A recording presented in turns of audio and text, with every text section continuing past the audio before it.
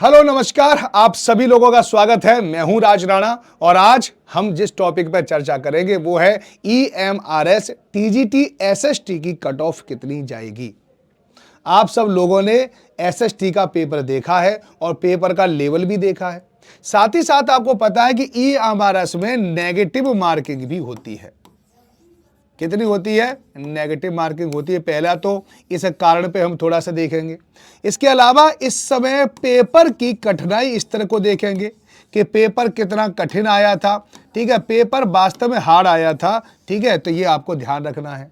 इसके बाद एक और हम इस तरह को देखेंगे, वो होता है लैंग्वेज, यानी लैंग्वेज का पेपर कैसा है जिसे हम क्वालिफाई करने के लिए यानी क्वालिफाई करते हैं केवल, और इसके नंबर नहीं जुड़ते हैं तो उसको भी देखेंगे। वो पेपर क्या टिपिकल था, क्या वो भी कट ऑफ पे प्रभाव डालेगा? हाँ बिल्कुल। आपका जो जीएस वाला जो पोर्शन होता है, जो 40 नंबर का होता है, वो कैसा था, उस पर भी आज हम चर्चा करने के बाद हम आपको एक अप्रोक्सीमेट इसकी कट ऑफ बताएंगे कि इसकी कट ऑफ कितनी होने की संभावना है। ठीक है नहीं, आप निश्चिंत हो सकते हो कि अगर आपकी कट ऑफ इतनी है तो फिर आपका लगभग सिलेक्शन होना ही होना है। तो सबसे पहले यहां पे देख लो, पहले तो नेगेटिव मार्किंग है। जहां जहां नेगेटिव मार्किंग होती है वहां 60% से ज्यादा कट ऑफ नहीं जाती।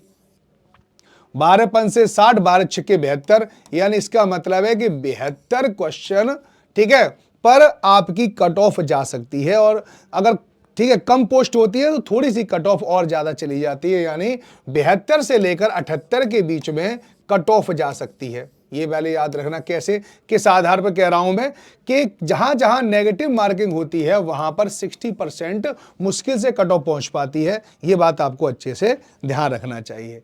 पहला बात तो यही है। ठीक है, दूसरा क्या है कि जीएस का पेपर थोड़ा सिंपल आया था। इस पेपर में कम से कम अगर आप देखें तो यहां पर 40 में से आप 28 क्वेश्चनों को आराम से कर सकते थे। 40 में से 28 क्वेश्चन, 70% इस प्रश्न को किया जा सकता था। इसमें कोई ज्यादा बड़ी बात नहीं है, वो बात आपको ध्यान रखना है।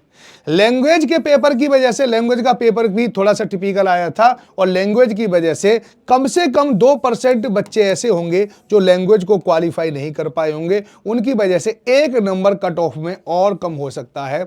यह बात आपको लैंग्वेज के पेपर से पता चल सकती है। अगर पेपर की कठिनाई स्तर को देखें कि पेपर का कितना कठिनाई स्तर था, तो इस बार पेपर काफी टिपिकल आया था एसएसटी का, यह ध्यान रखना। और एसएसटी के पेपर के अगर टिपिकल उसको देखें तो पूरा की पूरा एनालिसिस बेस्ड था। अगर आपने बहुत बेहतरीन तैयारी करी है, आपको एक एक लाइन के बारे में पता है, एनालिसिस आप अच्छा कर लेते हैं, तब इस बार रिपीटेड क्वेश्चन बहुत कम रहे थे, नए नए क्वेश्चन ज्यादा थे। तो आप सोचिए कि वहां पर 80 नंबर में से आप अगर 45 क्वेश्चन भी अगर वहां पे कर पाए हो, ठीक है, तो आप समझ लो बहुत अच्छा प्रदर्शन कर रहे हो, कोई खराब प्रदर्शन आपका नहीं है। ये बात आपको ध्यान रखना, ठीक है नहीं। इसका मतलब यहां पर अगर हम 45 देख लें 80 में से और यहां पर 28 देख लें तो 8 5 13, ठीक है, और 4 और 2 6 और 1 7 हो गए 73। तो 73 जो है आपकी लगभग कट ऑफ जा सकती है जनरल की, और उसमें से 1 घटा दो तो हो गए 72, यानी 70 से अगर आपके नंबर ज्यादा हैं तो आपकी कट ऑफ यहां पर आने की पूरी संभावना है इस बार के पेपर को देखते हुए। तो आप याद रखो कि अगर आप, ठीक है, ये 70 में बिल्कुल मिनिमम बता रहा हूं, तो कट ऑफ अगर आप यहां पे देखें तो मैं बिल्कुल जिसके 74 से लेकर 75 नंबर हैं वो पूरी तरह से श्योर हैं कि उनके सिलेक्शन हो जाएगा।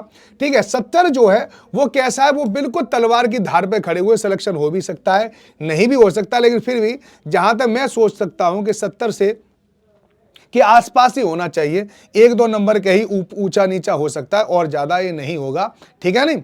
तो यही मैं आपको बता रहा था, लगभग 70 के आसपास ही कट ऑफ रह सकती है, सारा काट कूट के जो भी चीजें है ना। और इसके किसी भी उसमें ऐसा नहीं कि 75 से ऊपर निकल जाएगी, लेकिन कभी भी 75 से तो ऊपर निकलने की इसकी संभावना ही नहीं है। चलिए, तो आपको इन्फॉर्मेशन कैसी लगी जरूर बताएं, और आप कितना क्वेश्चन करके आ पाए हैं और आपके आंसर की से आपके कितने नंबर मिल रहे हैं ये भी मुझे जरूर बताएं। धन्यवाद।